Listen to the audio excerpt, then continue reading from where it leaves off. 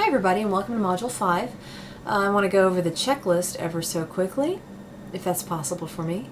One of the things you'll be working on over this 2-week period is Group It 2. For teacher track folks, this means that you're going to take last week's unit plan that your group selected and you're going to translate it into the UBD template. You're not going to improve it and you're not going to add your own ideas to it yet. You're just translating it, okay? So there will be bald patches in there. So on your group's main page, if you kind of scroll down a little bit, you'll see the template is down there, the stage 1 stuff, the stage 2, and the stage 3. So that's what you're going to do there. You're going to translate it. You're going to try to plug pieces of that plan in where you think they fit and try to be thorough. Make sure you get everything in there that was presented in that plan. So it'd be good to have people doing it in successive waves. Perhaps Johnny goes first, does a quick translation, then passes it off to Anita, and Anita goes and she says, oh Johnny, you forgot that assessment that goes here, and you forgot these steps for the learning plan, you forgot that they do this little bit here. So multiple people could do it in turn like that, or you could have a free-for-all, an unplanned free-for-all on that wiki page, and that's how some groups will probably do it. But if you email each other in course day, you might be able to coordinate and just kind of spare your sanity a little bit during this group piece. So you're going to do that in the first part. I actually gave you 7 plus 2 days. I added two days from the week 2. So I'm actually giving you through Tuesday of that second week to get this done. And then the remaining 5 days will be dedicated to you, just each of you kind of individually will go and look at that plan, that translation, and remark on it and analyze it. And then that information will be helpful in Group It 3 when you're trying to figure out, okay, what do we want to do to improve it? You can look at that analysis that each of you did on the same table in the last part of this Group It, and you can use that to move forward in Group It 3, I hope. If you're a speech-language pathology major, and there's 2 of you in the class, then you probably know that you need to go to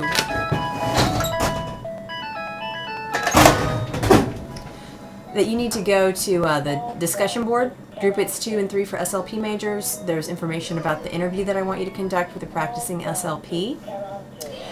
So that's there for you. Just let me know if you have any questions or comments or anything.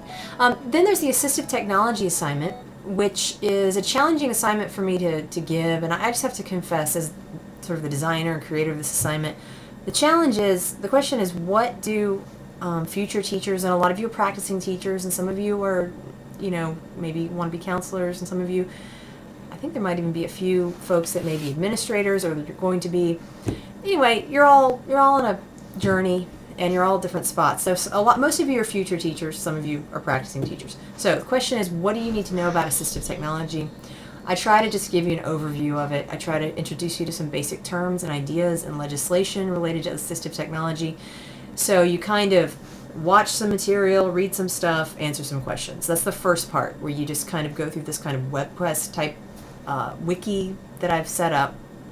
And there's a lot of good videos in there. It will give you a good idea of what assistive technology is. I also try to force you to become familiar with assistive technologies that are already built into your computer. So your Microsoft Windows operating system has assistive technology in it.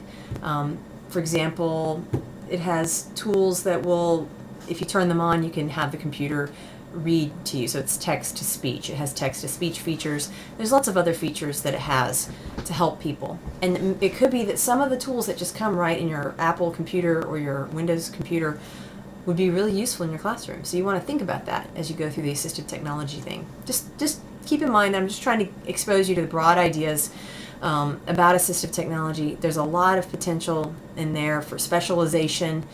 It could be that in the future you work with some device that's just way off the chart of what I'm showing you here. I mean, there's magazines that thick full of products that you can get for assistive technology products for students and for people to help them function.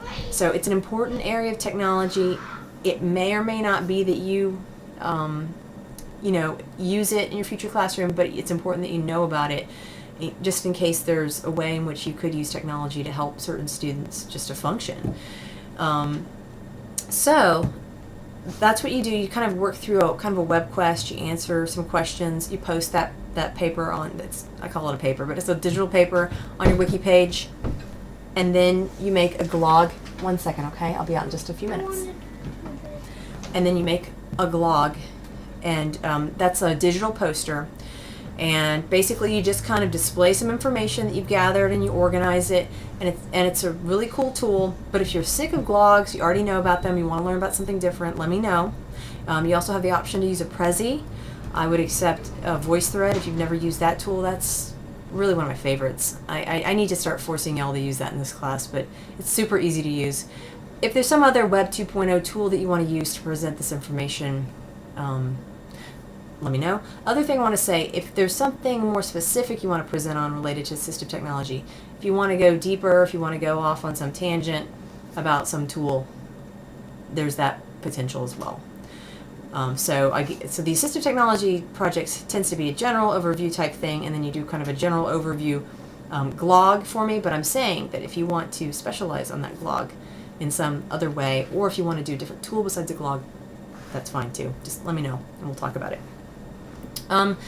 Peer review of digital movies was going to be due at the end of this module, but I looked at the work here, and I thought about the group it stuff, and actually I graded all the group it stuff, group it 1, before making this video.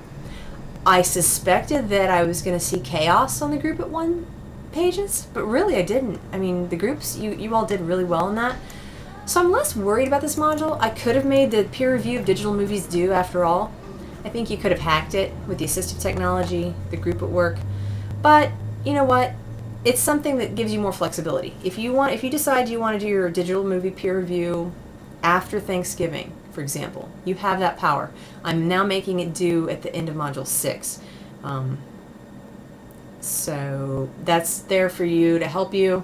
You can get it done now as planned. That was the original plan, that you would get it done during this module. It's up to you. You have that flexibility. You'll have, because I've done this, you'll have fewer options probably to look at in this first 2 weeks, because some people will delay and put it off. And so anyway, that's fine. You have to watch some of your peers' movies, and you have to comment on them, give them feedback. All right, so that is Module 5. This is my second time to make the movie. And I made it a second time because I was hoping I could make it a lot shorter than 7 minutes, and it looks like I'm not going to succeed with that. I just have to yammer sometimes. I guess that's my job. All right. Well, let me know if you have any questions, or if you want to visit about something, or anything. And I hope you enjoy this module. All right. Bye.